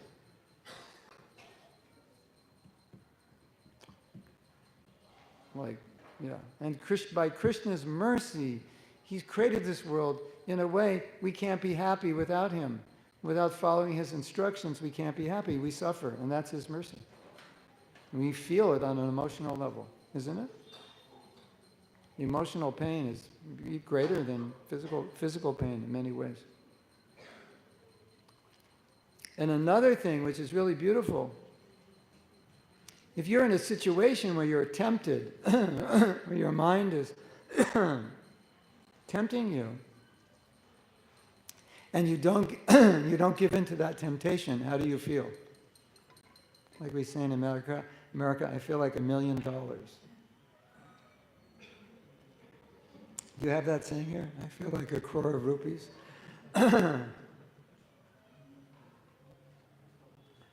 You know that feeling? You know that feeling? When you could do something wrong and you turn your back on it and you make the right decision? How good do you feel? Feel like, hey, I just conquered the universe. Isn't it?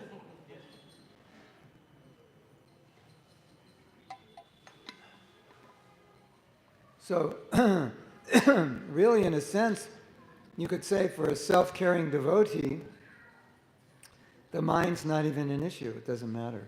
It's just like whatever. The mind can do whatever. It doesn't matter.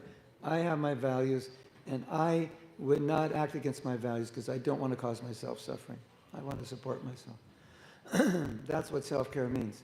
It's not, you're not going to get it in a day, but that's what it means. So you can work forward towards that. And then again, you ask yourself this question every time you're making a decision. Is this self-caring? Or if I were more self-caring, would I make this decision? Really a good question. If I were more self-caring, would I make the same decision? Or if I were more self-caring, what decision would I make?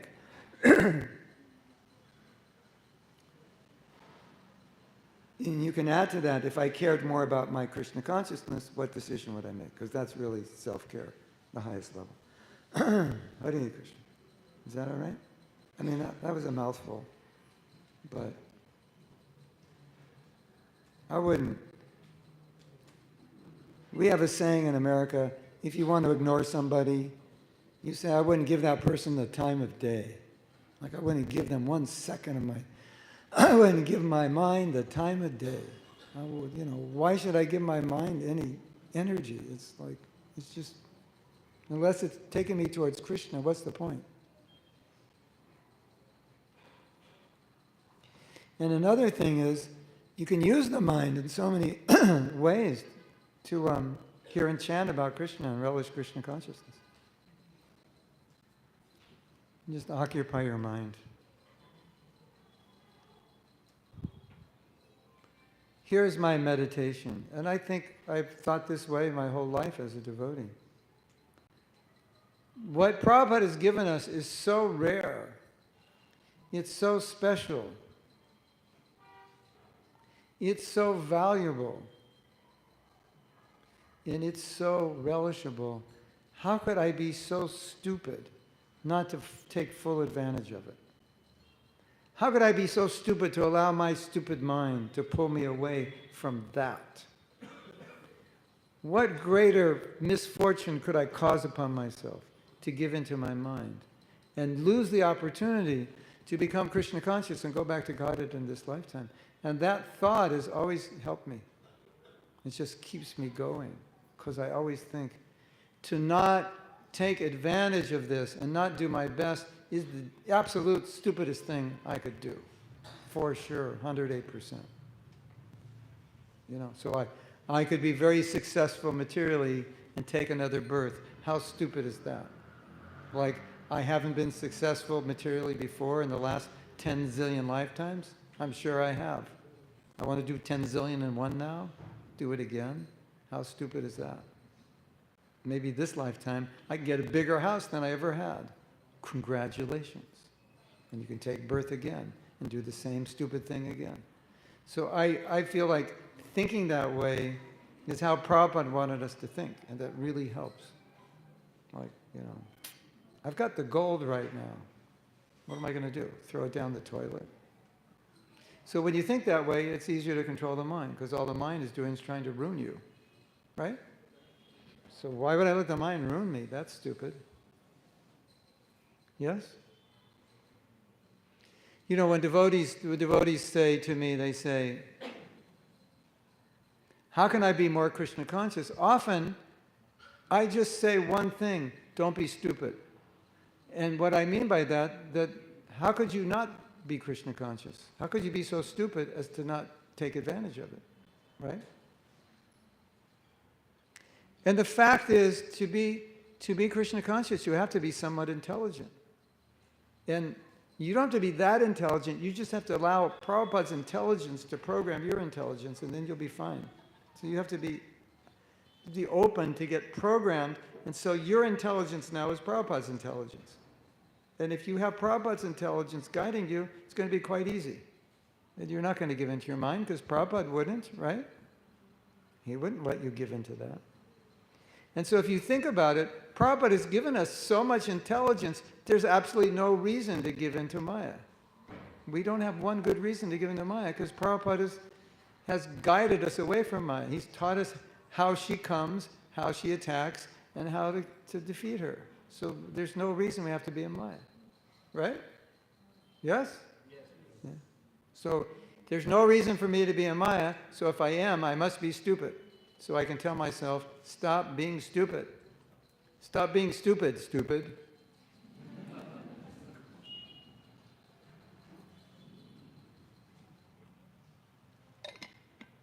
And when you're intelligent, you're so happy. You see the world the way Prabhupada sees it. You're happy.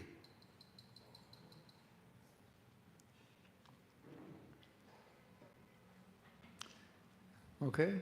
Someone else want to share or have a question? Yes? Hare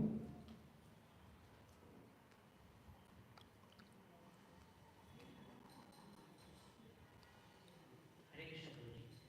I have a question. Like the slides, I got to know that self-care is what we should do something about it, and lack of self-care says it's the way it is, and we have to accept it. Lack of self-care says? It is the way, like we have to. Oh accept yeah, it. I can't do anything about it. Yeah. My question here is where does karma play here? Because, for example, I have a body ailment. I can't stand for long. I can't walk for long distance. Yeah, But yeah. if someone asks for a parikrama, I can't do anything about it. Right, okay.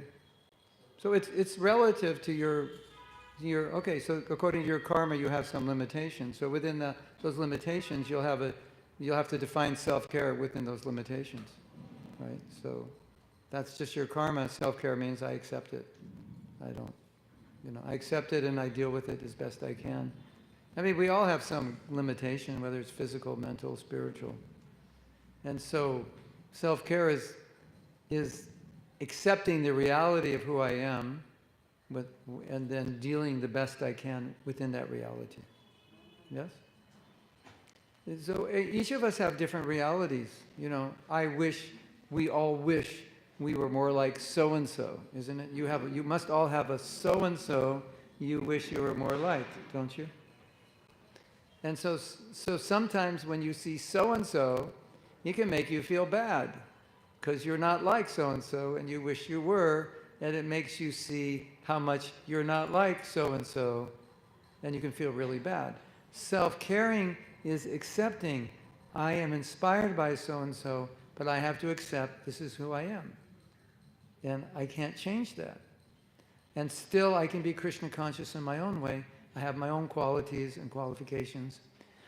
Maybe not as great as his, or maybe they're different, but I'm grateful to Krishna for giving me whatever he's giving me, Maybe I can't go on parikrama, but I can sit here and chant. So, okay, I'll be grateful for that.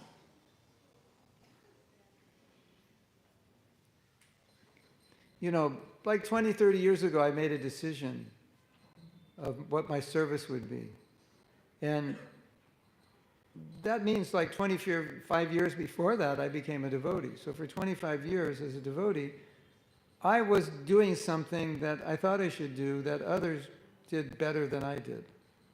I mean, I was okay, but not outstanding.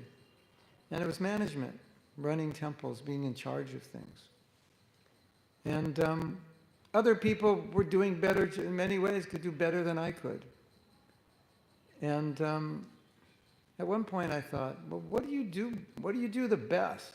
There's so many things you could do. What do you do the best? And I thought, well, what I like to do, and I think I do the best of all best doesn't mean I'm the best in this temple or in ISKCON. It just means what I personally do best. It's not competitive with anybody else. I said, I think the best thing I do is create courses and teach.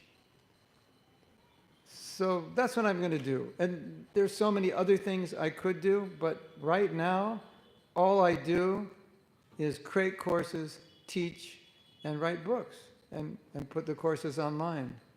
That's what I'm focused on, most of my energy, and do retreats and workshops. And that's what I do best. And I don't have to think, oh, maybe I should, start a big project somewhere. I don't have to. It's not necessary. So I just accept this is what I do well, and so let's do that. And I don't lament that I can't do other things. That's self-acceptance. And however well I do this or not so well, I accept that. Maybe if I were so-and-so, I'd be more successful. Yeah, probably. But I'll do the best I can and just accept that's, how it is. This is so funny. I was looking at my YouTube and, Instagram, and I'll look at something and I'll say, that was such a good talk I gave. How come there's no hits on it? That was like 300 hits. I go, that's like at least 100 million hit talk, And so sometimes I would lament, and why so-and-so has so many more hits? And one day, this is so funny, I was lamenting like this, I got to get more hits. I'm better than, 1,000 or 500. On Instagram, you get more.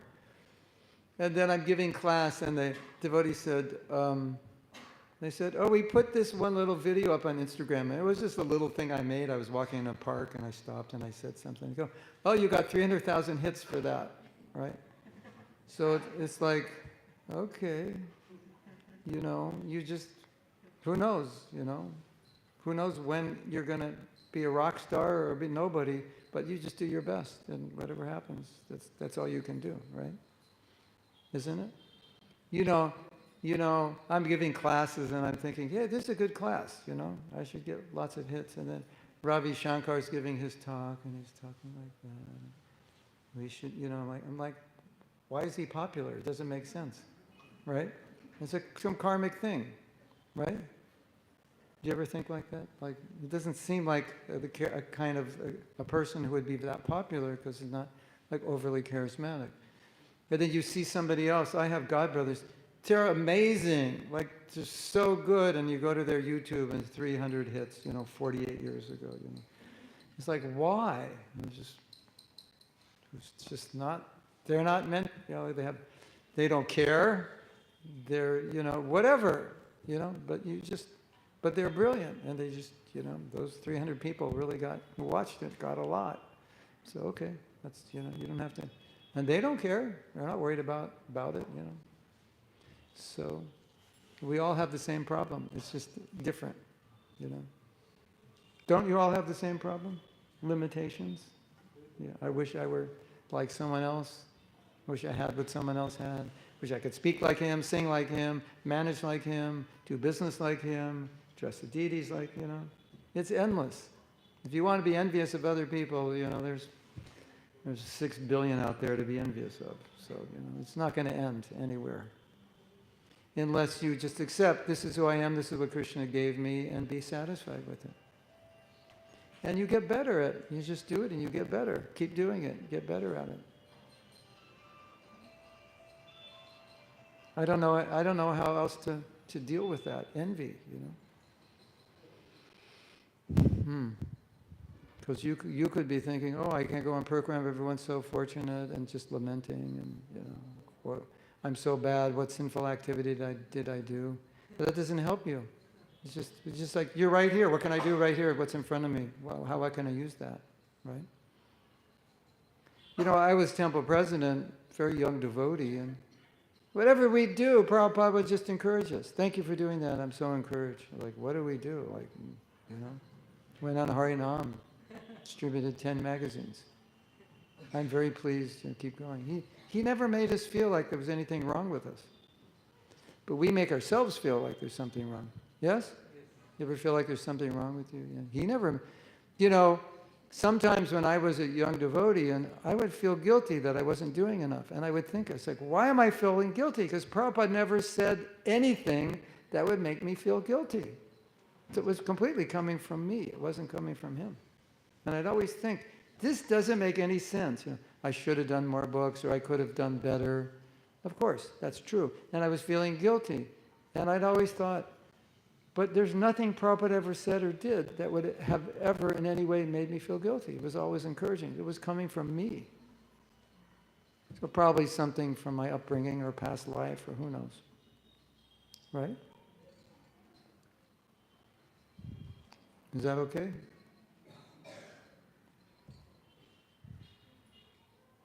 Yes.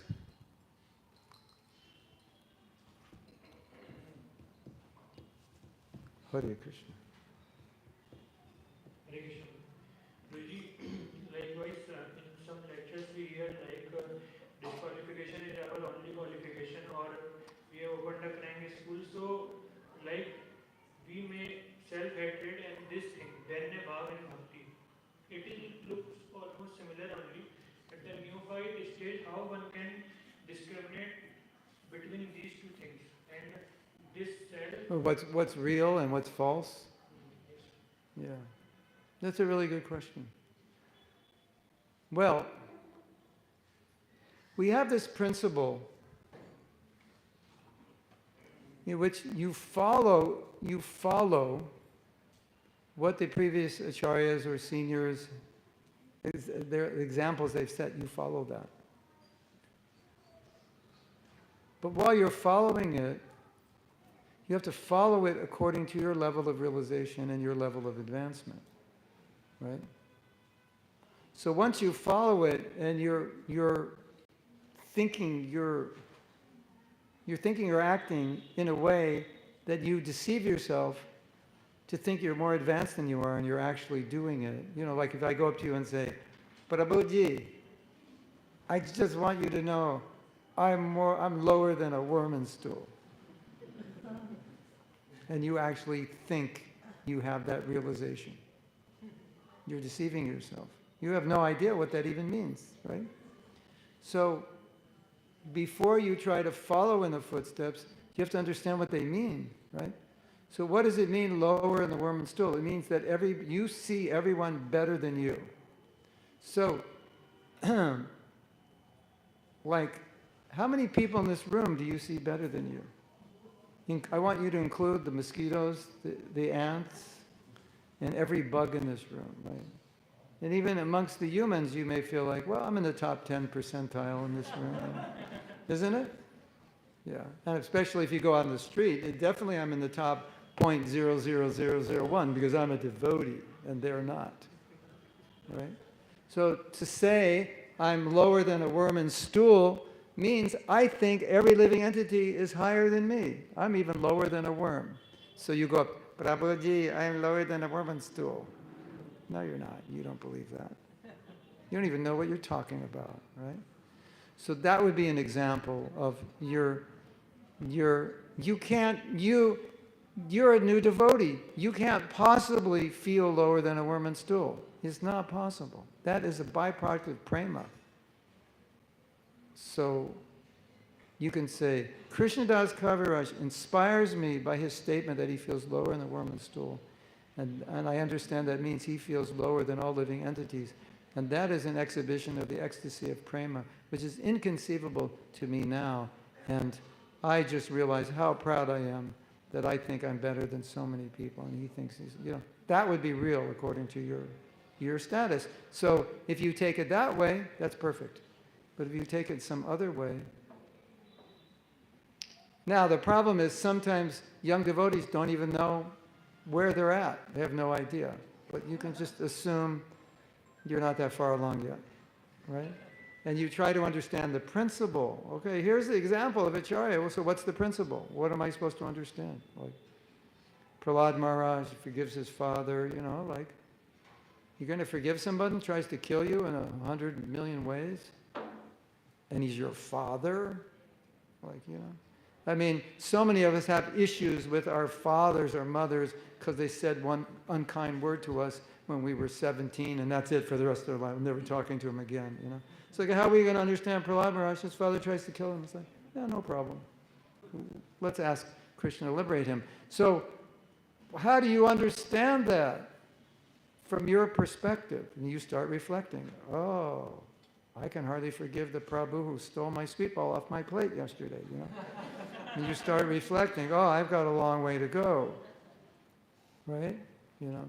That's how you do it. So you have to bring everything down to your reality and not think their reality is your reality, because it's not. Their reality is a principle, it's a goal, it's an idea. Okay. So Prahlad Maharaj is forgiving his father. Maybe I can forgive that Prabhu for that serious crime of stealing my sweet bowl.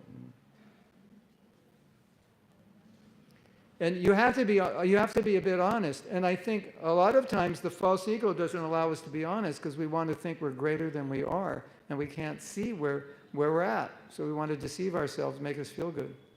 Oh yeah, I got the realization, I understand that I'm humble.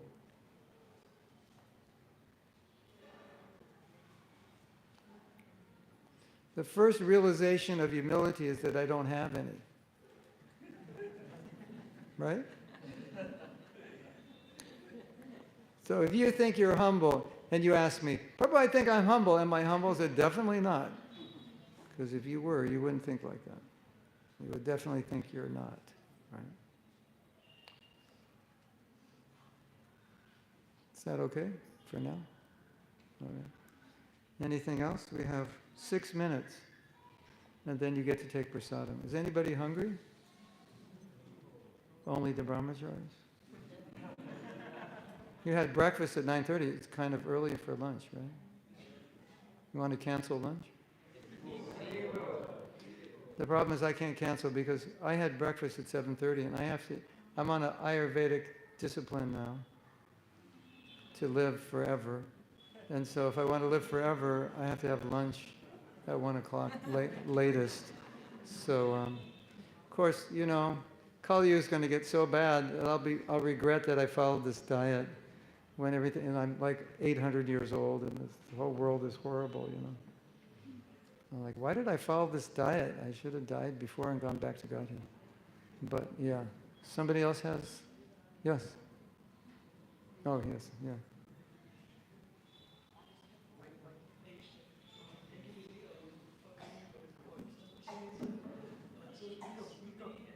Louder, louder, louder. So in these sessions and PPTs, so we are really using word self.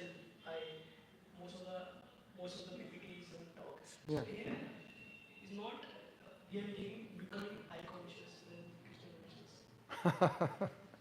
This question is because we're talking about self-care, are we becoming I conscious more than Krishna conscious? You're part and parcel of Krishna. You can't separate yourself from Krishna. You are a little Krishna. So yeah, I am servant of Krishna. That's fine. You should be I conscious, right? I'm spirit, soul, servant of Krishna. That's good. I consciousness. No, I consciousness is not wrong at all. That I am, but the point of the I consciousness is that I am in charge of my life, right? I can't, you know, I can have every guru in ISKCON come here and give classes and seminars, but I'm the only one that can take advantage of it. So, and if I don't care enough about myself, I won't take advantage of it. And then I will be the cause of me taking rebirth. So we definitely need I consciousness because I is the friend or the enemy, and we're trying through a self-care course to make you the friend, make the I the friendly I rather than the unfriendly I. So I is very important because everything is based on I, because you're driving the vehicle of I, and you know you can drive it up or down.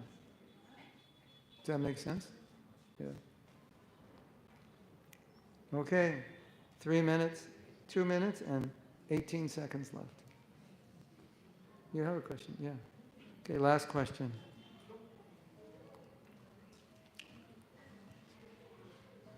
Hare Krishna, Prabhuji. Yes. Thank you for this wonderful seminar.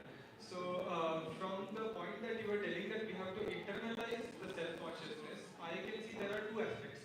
One is the intellectual aspects where we convince our intelligence that this self-care is very important. Yes. And that is easier to Yes. convince our intelligence that Yes. it is important for me. But the second part is the ego, where we think that I am lazy and I do not care. So that comes to the ego level actually. And even though the intelligence knows that self-care is important for me, finally it comes down to the determination and the ego that yes, it is important for me, but I do not care. Yeah. So how do we There's a psychological reason for that, and then after lunch you'll find out. You'll find out after lunch. It's actually the second half is. If you like the first half, the second half is better. So make sure you're. I don't know what time we're going to start because I'm. Where am I going to take prasadam? Here? I have to go somewhere, and they have to be ready on time, and then we'll take prasadam and come back. So maybe Sureshwar, we'll be back by 2? Okay, so we'll start at 2, and then I'll just say a little something to this, because a lot of the work that I did in preparing this course was based on questions I was asking, which is basically your question, like why would, it doesn't make sense. Why wouldn't anybody care about themselves, right? Well, we care about our sense gratification. That's for sure, right? But even that caring about our sense gratification can be antithetical to caring because it can be harmful. And so one of the things that I discovered is it could be brought in from the last life, just a samskar of, whatever. You just, at some point in your journey, you just started turning against yourself. For maybe you did something horrible and you just always felt bad. It could be any event in your life that made you feel. It could be somebody telling you you're bad. It could be a perception because you didn't get good grades, or the grades you wanted, that something's wrong with you, or you failed in some way, there's something wrong with you. So one of the problems that children face, and big children, adult children face, because they faced it as children, is identifying failure with yourself. So I'm a failure as opposed to I failed doing this. And there's the distinction. So a lot of us will see failure as that it's personal. Like you say, the ego. The ego gets hurt and think, I'm a failure. You're not a failure, you just failed in this one particular task. It has nothing to do with you as a success or failure. And so that could be programmed in there. And so many things could be programmed in there. Then we have another thing, which is we're going to do later, which is so beautiful. A lot of us have this program, and this is so interesting. We're aware of our faults, all of us. We know what's wrong with us, right, better than anybody. So we think, knowing what's wrong with us, we don't like ourselves. We don't like all those faults. So we think, how is it possible Krishna could like us? Because I don't even like myself. So why would he like us, right? So then we get into this problem of Krishna doesn't love me. And that feeds into why I shouldn't care about myself, because I think he doesn't care. Because why would he care? I mean, he doesn't need me. He's fine without me. And I turn my back on him, and I've done so many bad things. And so later today, we're going to go through that to show you that Krishna loves you. And he doesn't love you because of what you've done. He loves you because of who he is. So you can be whatever, and you can be aware of all your faults, and you can even think, I don't love myself, I don't like myself with my faults, but Krishna, he's not like you, so he's not going to see you that way. And so we make this mistake. Everyone listen carefully, because this is really important. We make a mistake of judging that Krishna is like ourself, that I don't like myself because of my faults, so he wouldn't like me because of my faults. Yes? That's a huge mistake, right? So part of self-care is that Krishna cares. If Krishna cares about me and wants me to go back to Godhead, shouldn't I care? Yeah, the answer, of course, is yes. This person is calling you back to Godhead. He came down here, he spoke Bhagavad Gita, then he came as Mahaprabhu. He's calling you back to Godhead. And you don't care about yourself, and he does? You know, if you ever become a parent, one of the most difficult, frustrating, and difficult situations to deal with is when you're helping your kid and they don't care. You say, don't eat that, I don't care. Study that, I don't care. Right? You care, but they don't. Okay. Krishna cares, but you don't. He's frustrated with you. Think about it. So we're going to talk more about that. You know, if you grew up and you interpreted situations in your life as there's something wrong with you, or you lack in some way, then if you have all these negative identities, it's like, why would you care then? You know, or worse, you know, sometimes I would think like this. I don't know where this came from, but I feel like, you know, I become a devotee, but sometimes, like, I just blew it. you know, I did something I shouldn't have done, or I did, at least didn't do it properly. And I think Krishna probably, you know, is going to punish me for that. I'll get some karma. You know, I was thinking like, but that's not what he's thinking. I'm thinking, oh, I deserve to suffer for this. You know, I glanced lustfully at a woman. Krishna's probably going to make a truck run me over today. You know, that ought to teach me. You know, never to do that again, right? But that's not the way he thinks. So I'm thinking, why am I thinking that way? Like, why am I feeling like so shameful that I think I deserve to suffer? So that's all programmed in there. And then we think, oh, Krishna's going to make me suffer because I think I deserve it. And so these are the kind of things we need to be thinking about and discussing and working through and realizing this is all when Krishna says the mind's the enemy, this is like really getting into the depths of how it's the enemy. Because before I taught this course, you know, I thought I understood how the mind was the enemy. And after I taught this course, I realized I had no idea the depth and width of how the mind's the enemy. Because this, when you look at self-care and all these different levels of it, you see, oh, there's so many ways we're not a friend to ourselves. There's so many ways we're harming ourselves. So that's just a preview. Okay, so I promise this afternoon is going to be amazing. And I'm looking forward to seeing you around 2 o'clock. Okay? Thank you very much. Srila Prabhupada ki jai. Go Premanandi. Should I leave this computer here?